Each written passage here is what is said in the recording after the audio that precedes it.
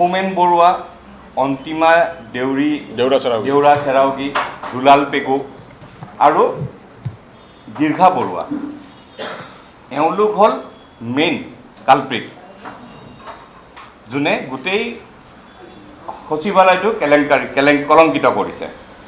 আমি এতিয়া ক'বলৈ যাব লাগিব, প্ৰথম মই আৰম্ভতে কওঁ, আমি তিনিজন ঠিকাদাৰৰ নাম ল'ব লাগিব। এজন হ'ল মাধৱ ডেকা। মাধৱ ডেকাৰ সম্পত্তিৰ কথা যদি আমি ক'ব যাওঁ, উষা কোৰ্টত কাষত এটা বিল্ডিং আছে, ছিকিমত সম্পত্তি আছে, ত্ৰিপুৰাত আছে, গণেশগুৰি লক্ষ্মী হোটেলৰ কাষত আছে।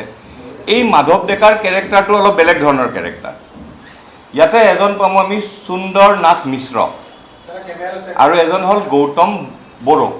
এওঁলোকে কি কৰে, 5 কোটি টকাৰ যদি কাম কৰে, বিল দেখায় 20 কোটিৰ, 25 কোটিৰ। আমাৰ যিজন আগৰ স্পীকাৰ বিশ্বজিৎ দৈমাৰী, মানে হাৰ্ট থ্ৰব শব্দটো মই ব্যৱহাৰ নকৰোঁ, কিন্তু ছুপাৰষ্টাৰ, এই ছুপাৰষ্টাৰজনে এখন ভেনিটি ভেনত ঘূৰিছিলে।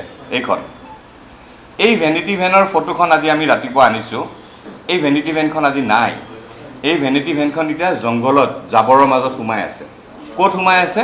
এই মাধৱ ডেকা য'ত থাকে, এই ঠিকাদাৰজনৰ তাতে। মাধৱ ডেকা কোন হয়?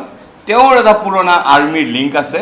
আৰু এই ভেনিটি ভেনখন চৰকাৰে কিনা নাই, আৰ্মিৰ ফালৰ পৰা গিফ্ট লৈছিলে। ক'ত গ'লে ভেনিটি ভেনখন? আজি নাই। আমাৰ ছুপাৰষ্টাৰ আজিকালি ভেনিটি ভেনত নুঘূৰে।